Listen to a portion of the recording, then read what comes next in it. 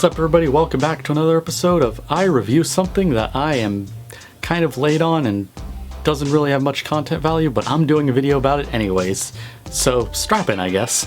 And that thing being the Splatoon 3 Wave 1 DLC pass, which is not really that much when you look at it, but it's also pretty interesting, so I thought it would make a pretty acceptable quality video, so let's jump right into it. So the Wave 1 DLC was kind of like announced in a Nintendo Direct a couple weeks ago, almost a month ago at this point, from the time of filming, that is. And it's a pretty interesting bit of DLC that they had announced. They had announced that, you know, you'd be getting into Splatoon 1, you know, the world of the original Splatoon as your main lobby for the game, and yeah, and a few things had been changed, obviously. You know, things would be kind of modernized and modified to fit within the current storyline, you know, pretty typical, and it plays out pretty nicely. It's not very much to really see, and that's kind of why I was saying it's not too much in terms of content value, but yeah. But anyways, so you can get to Splatoon 1 from Splatoon 3, you know, kind of. Not everything from 1 is kind of there.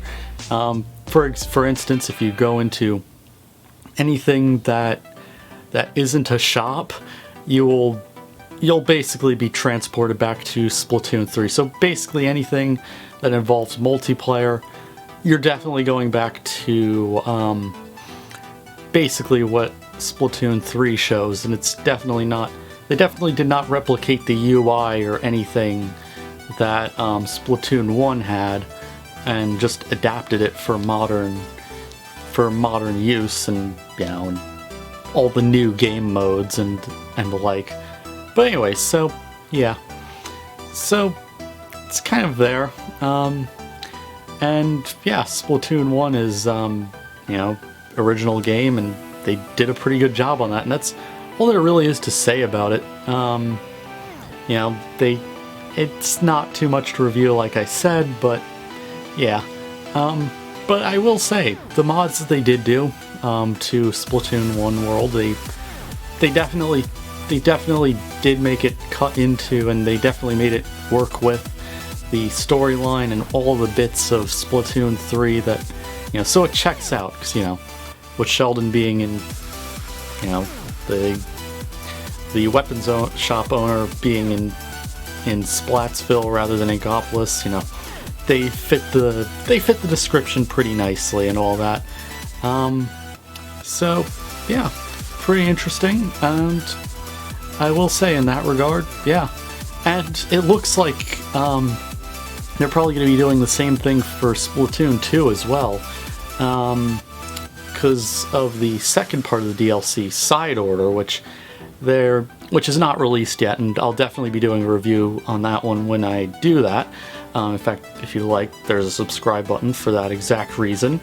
Yeah, when they do Side Order, there's definitely going to be a lot of involvement of the Splatoon 2 world. I mean, if you're watching this video, you probably saw the Nintendo Direct thing, the teaser. You probably know at this point that what they showed was literally a weird version of the Splatoon 2 lobby, so that might be very possible that that you might be able to have it as a playable space. Like, you know, you can actually go into and get into multiplayer from just going there, which would be pretty interesting, I'd say.